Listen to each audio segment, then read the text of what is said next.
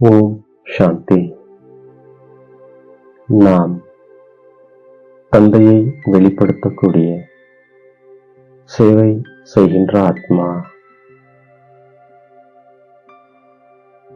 நாம் பூஜைக்குரிய ஆத்மா. நாம்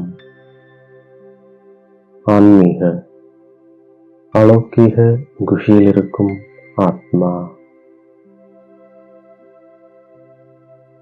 நம்முடைய நினைவு மிகவும் அதிசயமானதாகும். ஏனென்றால் நாம் தந்தை, ஆசிரியர் மற்றும் சத்குரு மூவரையும் ஒன்றாக நினைவு செய்கின்றோம். முரளியில் புதிய புதிய விஷயங்கள் வருகின்றன. ஆகையினால் முரளியை ஒருபோதும் தவறவிடக்கூடாது. இதன் மீது மிகுந்த கவனம் இருக்க வேண்டும் என்று தந்தை கூறுகின்றார். நாம் இப்போது தந்தை, ஆசிரியர், சத்குரு என மூவரின் நினைவில் அமர்ந்திருக்கின்றோம். சிவபகவான் நம்முடைய தந்தையாகவும் இருக்கின்றார். ஆசிரியராக, சத்குருவாகவும் இருக்கின்றார். தந்தையினுடைய மகிமை விசித்திரமானதாகும். நம்முடைய புத்தி ஒரேடியாக அவர் பக்கம் சென்றுவிடும் அளவிற்கு தந்தை அதிசயமானவராக இருக்கின்றார். சுயம் பகவானே வந்து தன்னுடைய அறிமுகத்தையும் பிறகு முழு சக்கரத்தின் ஞானத்தையும் கொடுக்கின்றார். தந்தையை நினைவு செய்வதன் மூலமாக நமக்கு நிறைய உதவி கிடைக்கின்றது. தந்தை நம்மை அப்படிப்பட்ட உலகத்திற்கு எஜமானர்களாக்கி விடுகிறார். எல்லையற்ற தந்தையின் ஆஸ்தி கண்டிப்பாக எல்லையற்றதாகத்தான் இருக்கும். ஆத்மாவில் ஞானம் இருக்கின்றது. அதை சரீரத்தின் மூலம்தான் கொடுக்க முடியும். நாம் தைரியசாலிகள், மகாவீரர்கள், மகாவீரணிகளாகவும். நாம் எவ்வளவு உயர்ந்த காரியத்தை செய்து கொண்டிருக்கின்றோம். முழு உலகத்தையும் தூய்மையாக்கிக் கொண்டிருக்கின்றோம். அதனால் நாம் தந்தையை நினைவு செய்கின்றோம். மேலும் ஆஸ்தியையும் நினைவு செய்கின்றோம். நாம் எவ்வளவு உயர்ந்த காரியத்தை செய்து கொண்டிருக்கின்றோம். நாம் முழு உலகத்தையும் தூய்மையாக்கிக் கொண்டிருக்கின்றோம். எனவே நாம் தந்தையையும் ஆஸ்தியையும் நினைவு செய்கின்றோம். தூய்மையற்றவர்களை தூய்மையாக்குபவர் தந்தையே ஆவார். இப்பொழுது குழந்தைகளாகிய நாம் நாஸ்திகரிலிருந்து ஆஸ்திகர்களாக ஆகிக் கொண்டிருக்கின்றோம். நாம் இப்போது எல்லையற்ற தந்தையை தெரிந்து கொண்டோம். தந்தை வந்து தூய்மையான உலகத்தை படைக்கின்றார். அது சிவாலயமாகும். மகன் தந்தையை வெளிக்காட்டுவான்.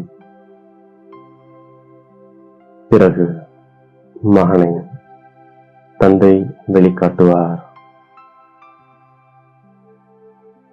தந்தை வந்துதான் நம்மை ஆஸ்திகர்களாக ஆக்குகின்றார்.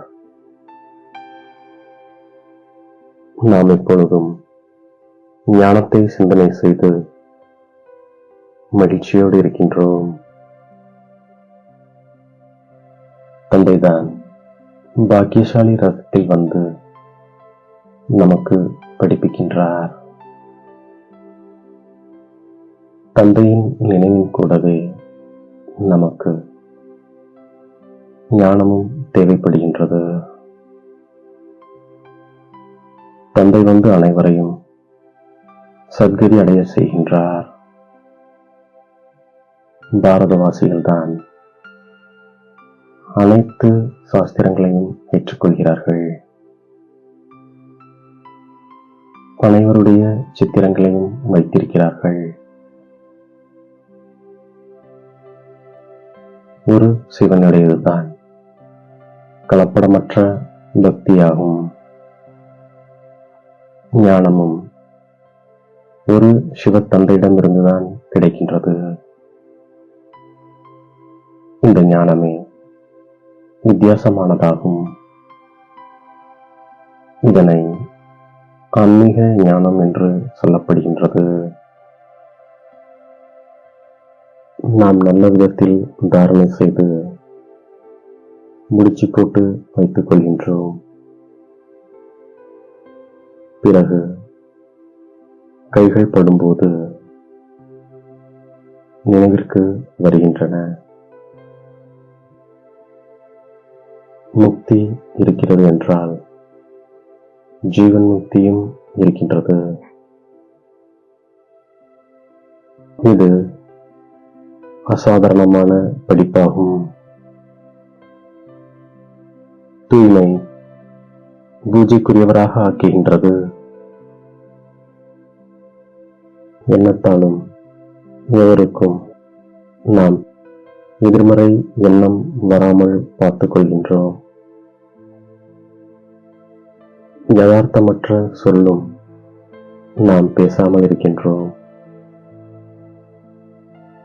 தொடர்பிலும் வேற்றுமை இல்லாமல் இருக்கின்றோம்.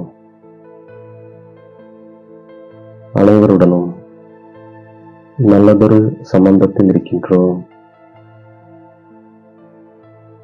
மனம், சொல், செயல் அனைத்திலும் தூய்மையை கடைபிடிக்கின்றோம்.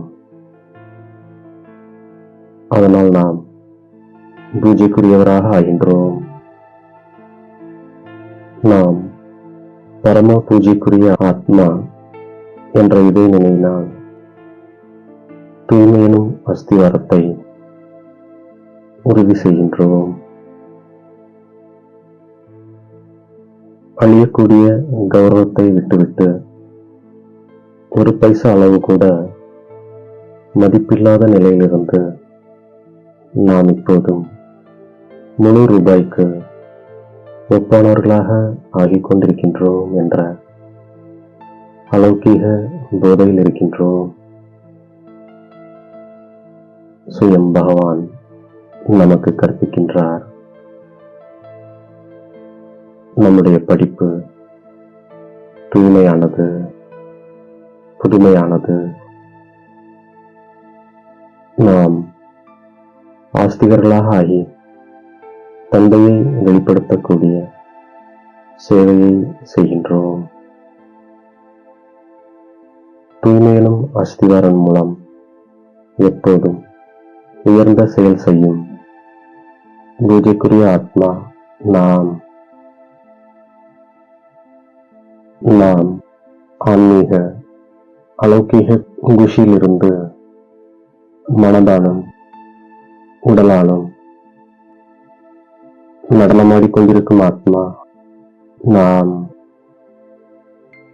நம்மை தேடி கண்டெடுத்த இனிமேலும் இனிமையான தாயும் தந்தையும் ஆகிய தாதாவிற்கு கோடான கோடி நமஸ்காரங்கள். ஓம் சாந்தி.